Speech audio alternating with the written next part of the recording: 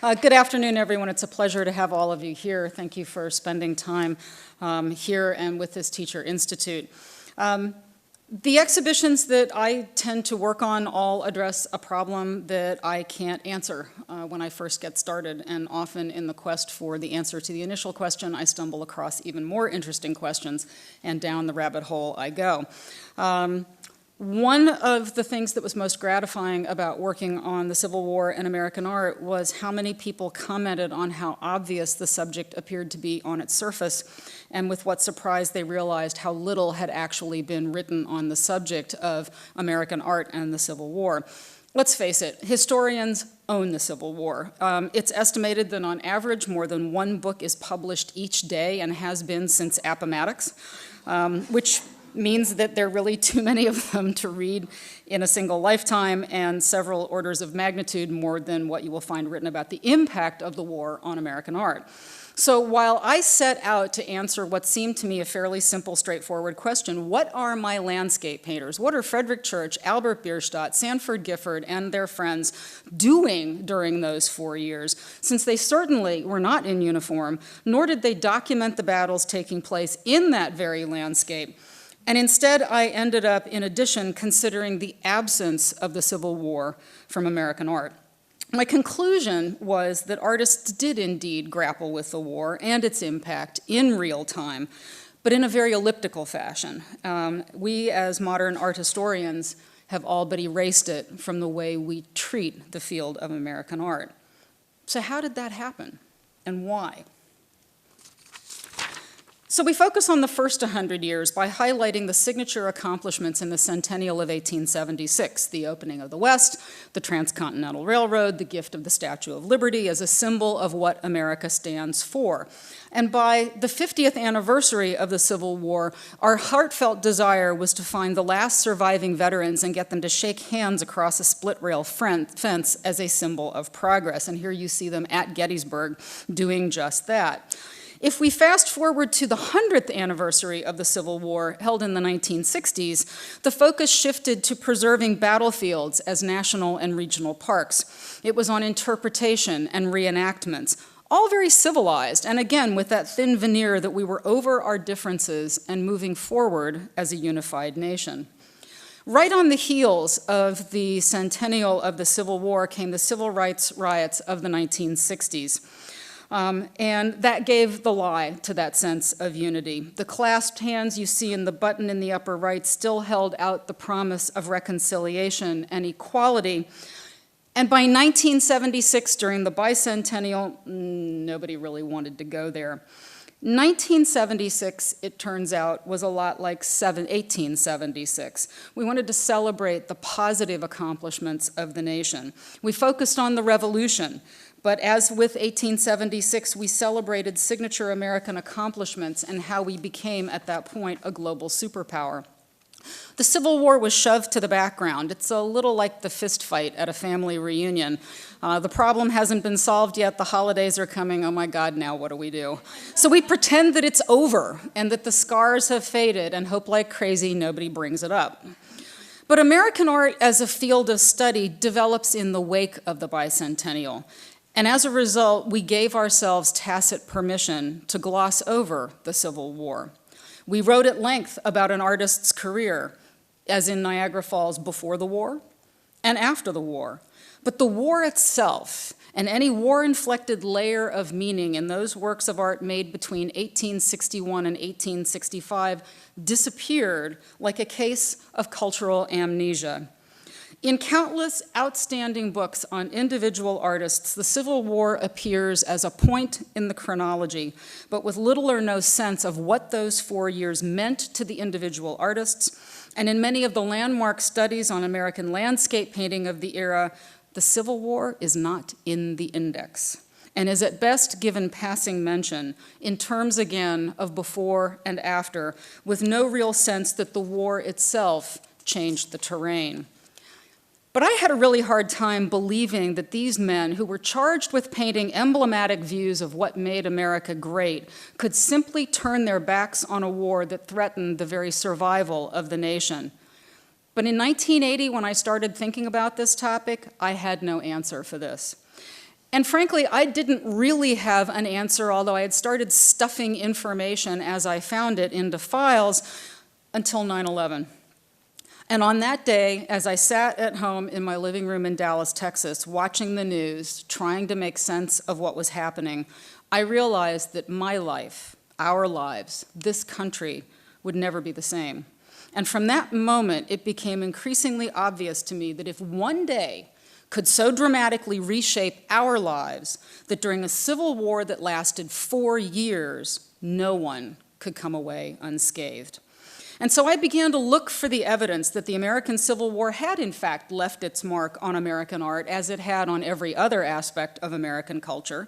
And when the events of one day so clearly split our understanding of the world into before and after, in order to understand the war in real time, without the benefit of hindsight, we had to listen to the voices of the men and women who were alive at the time and decode the language that they used to describe their world coming apart at the seams.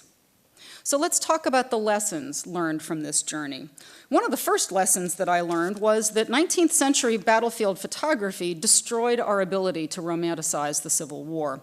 I keep having to remind people that this medium that we take for granted today was in its adolescence at the time of the Civil War, and Alexander Gardner's photographs of Antietam battlefield, taken in the 72 hours following the end of the battle in September of 1862, were the first images of dead soldiers in American history. And people flocked to see them, only to recoil from them, much like we do today. Second, that listening to the voices of the period unlocked the coded layers of meaning made in many of the works of art created during the Civil War. I'd like to give you an example of a work that opened the door to my answering my original question about how my landscape painters coped during those years. Because landscape metaphors provide a gruesome, if effective, means of absorbing the brutality of the war. I'd like to start with a painting by Winslow Homer that quite literally became a turning point for me in understanding the power of landscape imagery to shape our understanding of the war's cost in human lives. Winslow Homer painted the Briarwood Pipe shortly after the Battle of Second Manassas in August of 1862. That morning, the Confederates nearly annihilated the 5th New York Zouaves, a crack infantry unit, 2 of whose members you see here. On the surface, the painting is one about homesickness and camaraderie, but it doubles as a eulogy for the fallen soldiers. In Confederate General John Hood's regiments, 2 soldiers from Texas each wrote about that day, trying in some measure to assimilate the horrors of the slaughter. J.B. Pauley recalled, "An acre of ground was literally covered with the dead, dying, and wounded of the New York 5th Zouaves, the variegated colors of whose peculiar uniforms gave the scene the appearance of a Texas hillside in the spring, painted with wildflowers of every hue and color."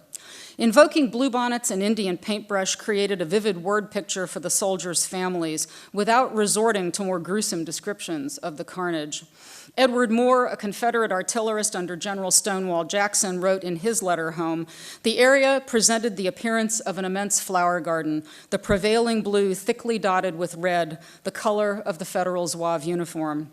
In front of the railroad cut, at least 3/4 of the men who made the charge had been killed and lay in a line as they had fallen.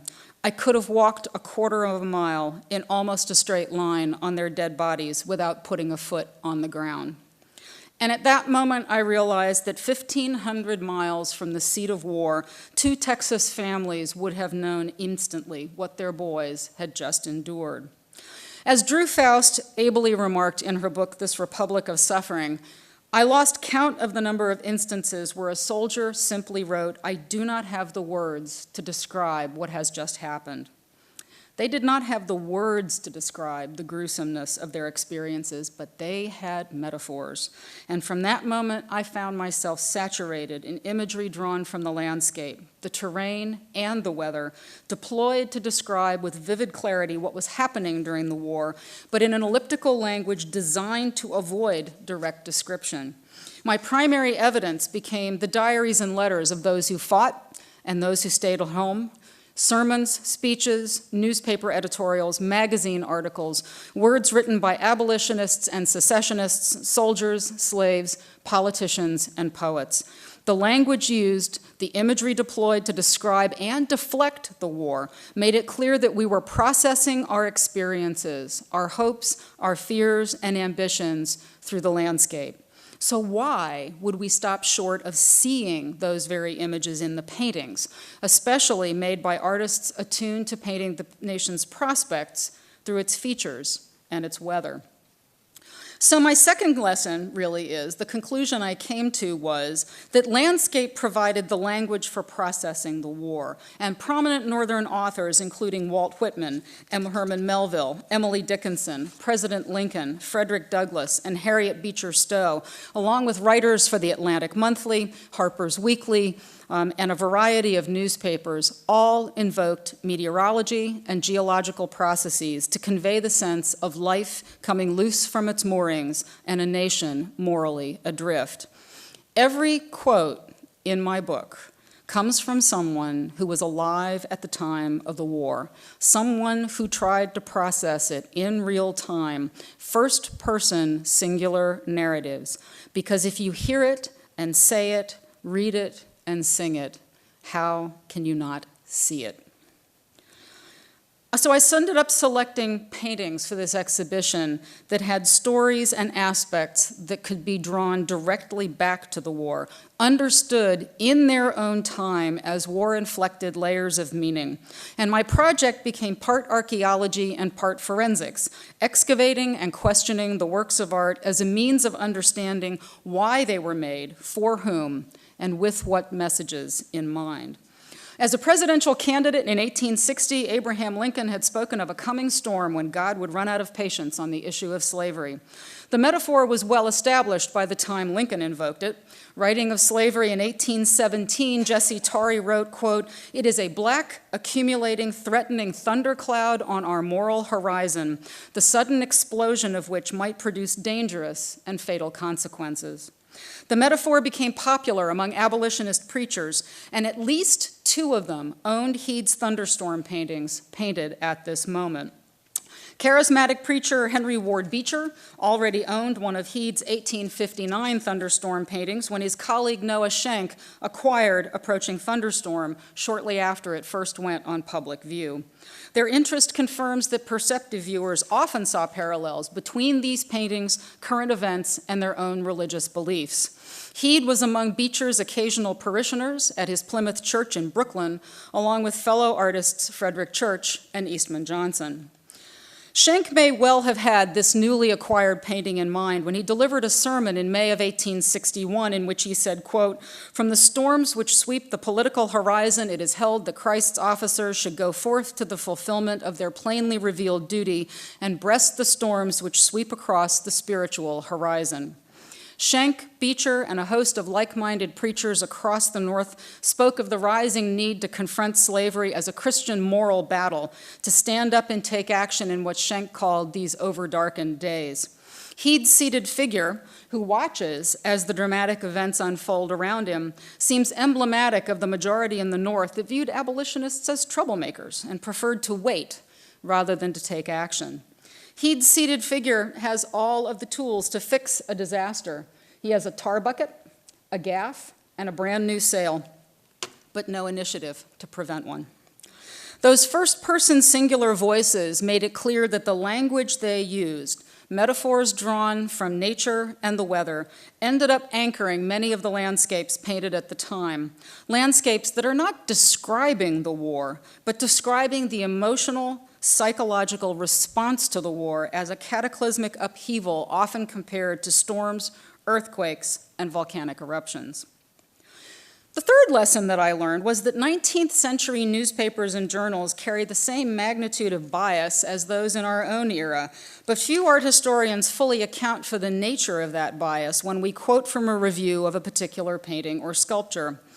As an exemplar of a painting extolled by both the Democratic right and the Republican left in 1859, let me just say that both MSNBC and Fox News of its time period thought this was a thumping good picture, but for rather different reasons. The New York Herald, the right-wing Democratic paper run by James Gordon Bennett, took the attitude with Negro life at the South: everybody's happy, they're healthy, they're well-dressed, they're playing music. What could possibly be so bad about slavery? Versus the New York Tribune, Horace Greeley's mouthpiece, one of Lincoln's strong supporters, who looked at the rotting rafters over the enslaved people's heads and said, "It is the rot at the core of the institution of slavery, and if it takes a war to get rid of it, then a war we must have." And then there is the New York Times, founded in 1851 to tread the middle distance between the two with a masthead that reads, "All the news that's fit to print," thereby implying that those on his right and left were nothing more than tabloid rabble-rousers. Eastman Johnson, the artist here, is an emerging abolitionist in 1859, and his voice comes through in the complex iconography of this painting. You've been assigned an article on it by my graduate advisor, Jules Prown, called Mind in Matter, designed to coach you through how to unpack a work of art, or any man-made object, and tease out the meaning latent in the composition, the functionality in the form. So let me walk you through this painting. Now, I'll say this is a picture that has not lacked for attention from art historians, but it took me about 3 years to actually figure out exactly what was going on here, for my purposes needing to account for, in essence, just about everything that you see in this picture. So, for example, what you have is the backyard of a home that is situated in Washington, D.C. We know that from the very beginning. But what you also have is an anomaly that was immediately apparent to everyone who first saw this picture. And that is that anyone living in 19th century America who had been to points south of the Mason-Dixon line understood that you never have the slave quarters next to the big house. They do not share frontage on the same street. Instead, usually the slave quarters share an adjoining backyard or alley, and the juxtaposition side by side would have been an immediate red flag to those who saw it that Johnson was after something more than a direct transcription of an actual site on F Street here in Washington, D.C. And in fact, one of the things that has been brought up is this is 1859. It is shortly after Lincoln's House Divided speech, in which he proclaims a house divided against itself cannot stand. We cannot be a nation left half slave, half free. It must become all of one or all of the other. That metaphor is already part of the structure of the physical picture. But more to the point, look at what's happening. Everyone talks about the lower half of the picture. Let me back up just a second. Where you have a whole group of people. The DC Census makes it clear that the average number of enslaved people in Washington, D.C. per household is 3.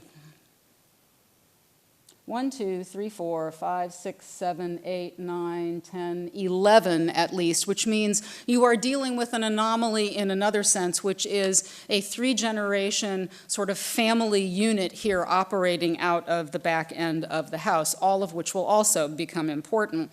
But most people focused on the bottom activity, on the music and on the camaraderie, and failed to take into account the upstairs. But when they did, they started to put 2 and 2 together. And what they noticed was there is a white cat who is climbing through the open window on the bedroom wing of the slave quarters. Okay? And out the other side, there is a dark-skinned black woman holding on to a lighter-skinned white child.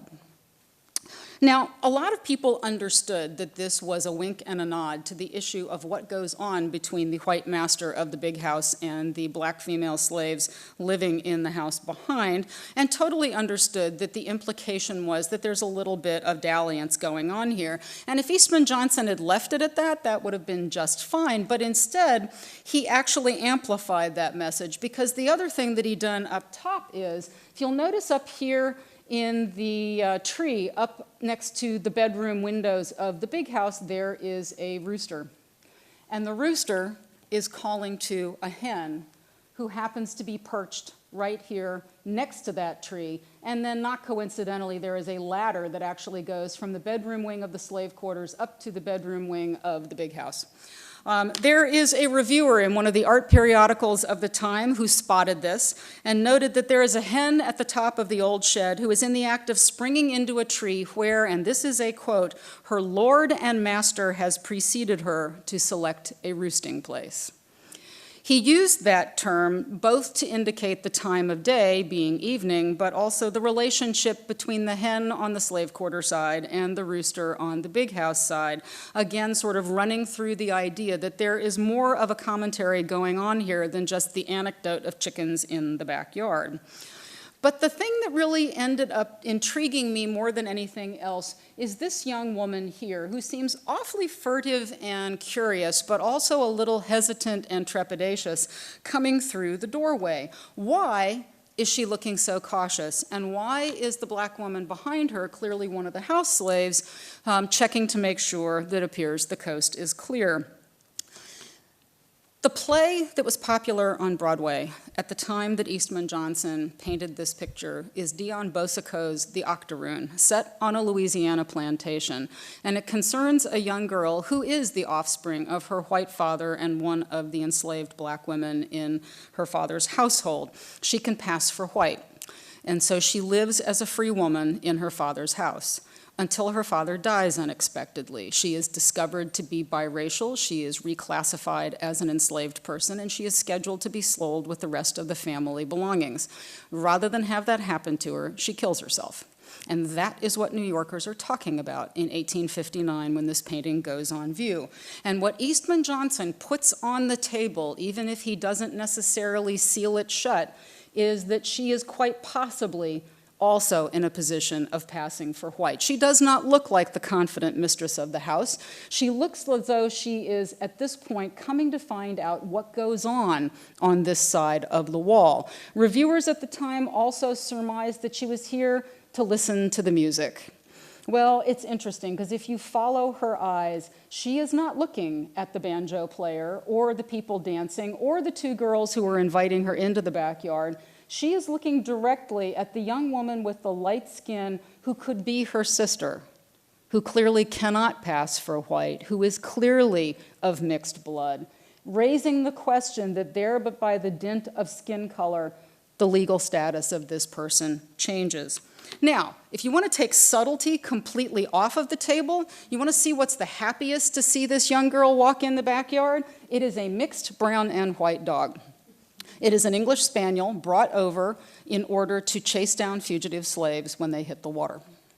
What Johnson seems to be asking on the eve of war is, at what point on the sliding scale of skin tone does a person cease to become a legal person and becomes property?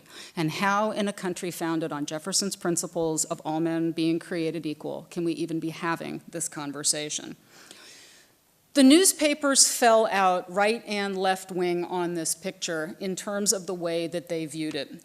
And the takeaway for me is both that newspapers have a bias then as now, which you need to know about and take into account when you use them for your research, but also that pictures are oftentimes far more than simply the sum of their parts. My takeaway from my research, it's not enough to find and quote a period source. I have to account for the bias of that voice in order to understand the nuance of that particular point of view. Fourth lesson, political cartoons are a goldmine. If you want to know where to dig for a good story, find a political cartoon that in some way relates to a picture that you want to pay attention to. When Frederic Church painted the Icebergs in April of 1861, it was meant to debut 9 days after Fort Sumter, and Frederic Church had a big choice to make as to whether to push forward with this. But the question was this just a picture of ice that just happened to be painted in late 1859 and 1860, or is there in fact some reference to the Civil War lurking in its frozen surfaces? Well, in fact, there is, because at the time the Church made this, there was a political cartoon in Vanity Fair in March of 1861 called Our Great Iceberg Melting Away, where James Buchanan is melting under the glare of the newly elected and inaugurated President Abraham Lincoln, whose face is in the sun. Political cartoons are important because they are an overt acknowledgement that on the part of the editor and the cartoonist, a rough 98% of the readers of their paper will automatically understand what the reference is without having it explained to them. So when you find something like this, the natural question is, why is everybody thinking icebergs and James Buchanan melting under Lincoln at this particular time? And as it turns out, it didn't take a whole lot of digging to discover that this followed on the heels of a lecture on the floor of the House of Representatives. Owen Lovejoy, a Republican representative from Illinois, got up on the floor to deliver a speech excoriating slavery, in which he stated, "To think that you can perpetuate slavery is like thinking you can ride an iceberg into the tropics and expect it not to melt." The idea at this point is that the Arctic and the North have become stand-ins for the North as the Union cause, and the topicality of ice and the Arctic suddenly was everywhere in the newspapers and periodicals, lampooned in political cartoons and taken quite seriously. So now that you have this kind of information, what does this have to do with what Frederic Church is facing? Well, Frederic Church retitled this picture. All of the advance publicity was for the icebergs, Church's latest picture from Labrador, and in deference to the outbreak of the war, he changes the title, as you can see here, to The North, Church's picture of icebergs. His best friend, who is the editor of the Albany, New York Evening Journal, had stated after the Kansas-Nebraska Act that there will be a North when it was time for the northern states to coalesce and stand up for what was right. And in deference to that issue of geopolitics, the reviewer who ended up talking about this picture titled his review, "There is a North," Church's latest picture. The idea that somehow everybody who is looking at this is tying it back to the current events of the political time situates the idea that this is a picture that is not about the Civil War, but definitely caught in its crosshairs and made topical by this reference. You'll also notice that Frederic Church did another thing. He exhibited it for the benefit of the Union Patriotic Fund, a newly established fund to help provide money for the widows and orphans of Union soldiers. And in fact, Church, instead of pocketing the proceeds from the viewing of this picture, made a public display of donating it as his contribution to the war effort. So now that you have all this great information, political cartoons, newspaper bias, the role of photography, the role of current events, and you get excited about the ramifications of how a work of art or any historical document or event was received in its own time, how do you make this interesting for your students? My fifth lesson was that I needed to find a way to make what I was doing relevant to a 21st century audience, to make what I was talking about come alive for that specific group of people.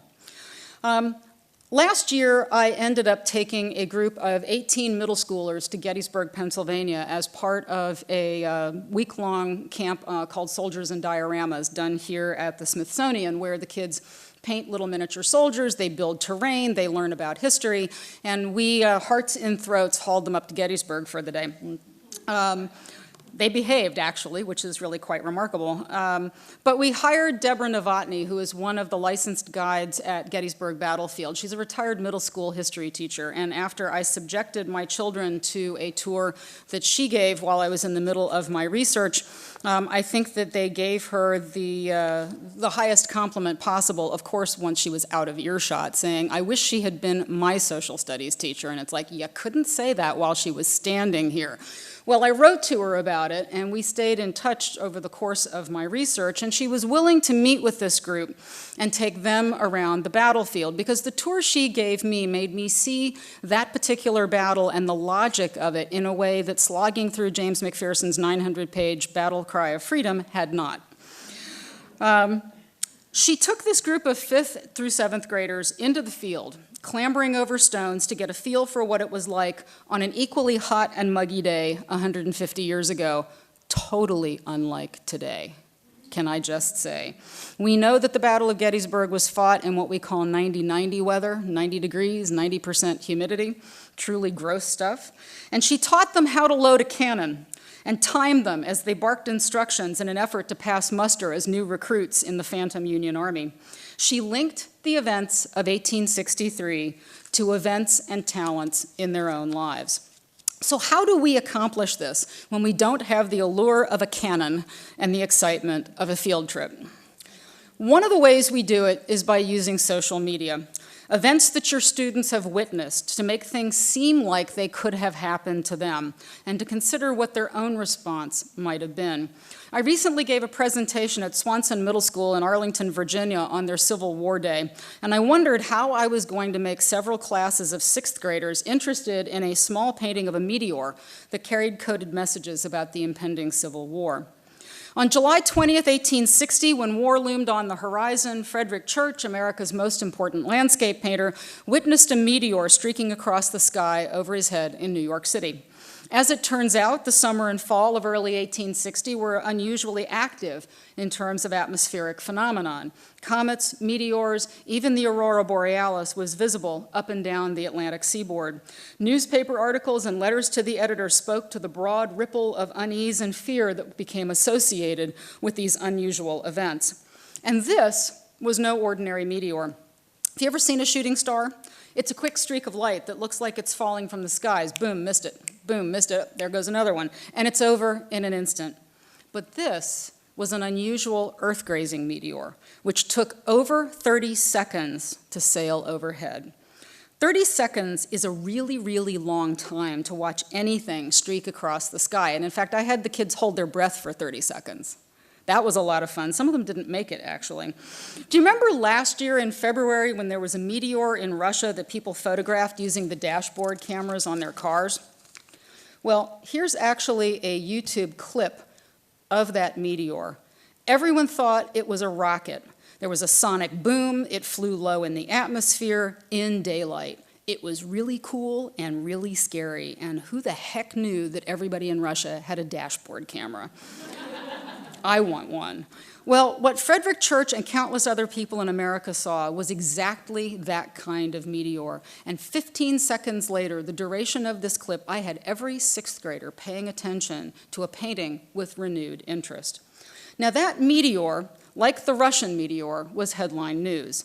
And 150 years ago, that meteor made the cover of Harpers Weekly magazine on Saturday, August 4th, in 3 wood-engraved images you see here as its lead story. The newspaper talked to an astronomy professor at West Point who said to him it resembled, quote, a fire balloon propelled by the burning of a feeble rocket composition, its remarkably low altitude prompting him to think, quote, that it was some new and marvelously successful pyrotechnic device fired from the western hills. The metaphors consistently invoked artillery as though the very skies were at war. Although we Americans really like to turn to science to explain things we don't understand, in the 19th century we also looked to religion. And a lot of people worried that the meteor was a sign that God was not happy with the situation in America. In the North, abolitionists feared that God was angry that they hadn't done enough to abolish slavery. In the South, the sky became a specter for the fear of Northern retribution.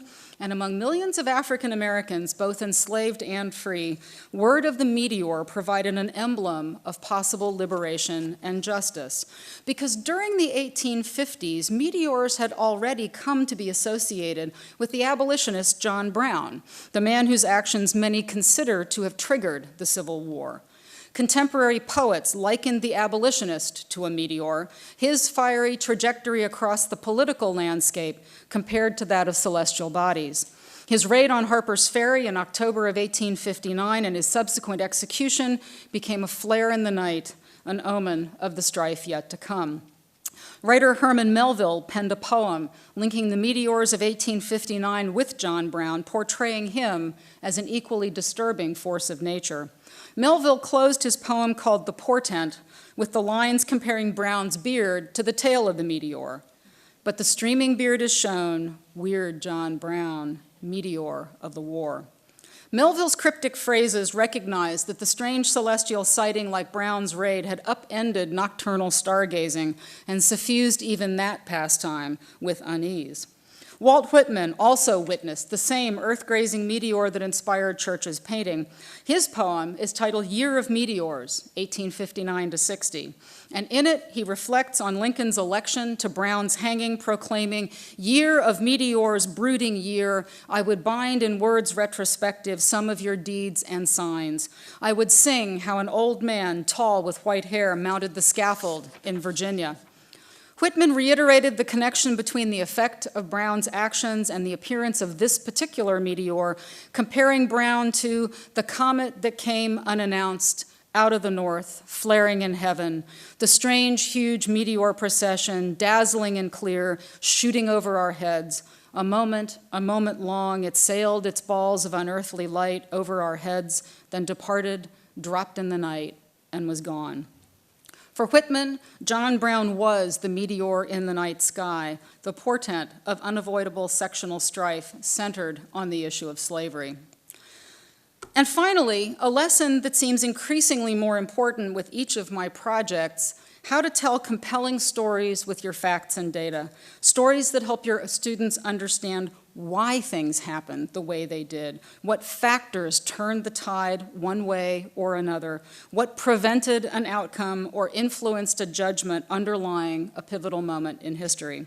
First, because it makes the material we cover more interesting and relevant, and second, because it keeps us from going stir-crazy, reciting raw information at the expense of interpretation.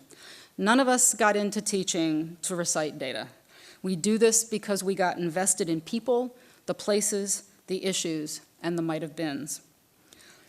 I have a recently graduated high school senior and a soon-to-be high school freshman at home who sat through years of evenings at the dinner table, during which time I could hijack any conversation on any topic and find relevance to the Civil War or its aftermath. The only reason that they tolerated me was because I was able to talk to them about why things happened, why these things are still relevant, why there is more to this than the SOLs or an exam grade, and for me, why a work of art is more than an object to be identified and placed correctly in history, but as a witness to that history with a story of its own to tell. You're here to learn how to use objects to tell those stories, and how those works of art can augment the stories you need to tell. Every work of art has at least one really good story. Some have many. And being able to understand how the arts illuminate all corners of our existence, how they enlighten us about the past and shed light on the present and future, adds depth, texture, and nuance to whatever it is we aim to teach. Thank you.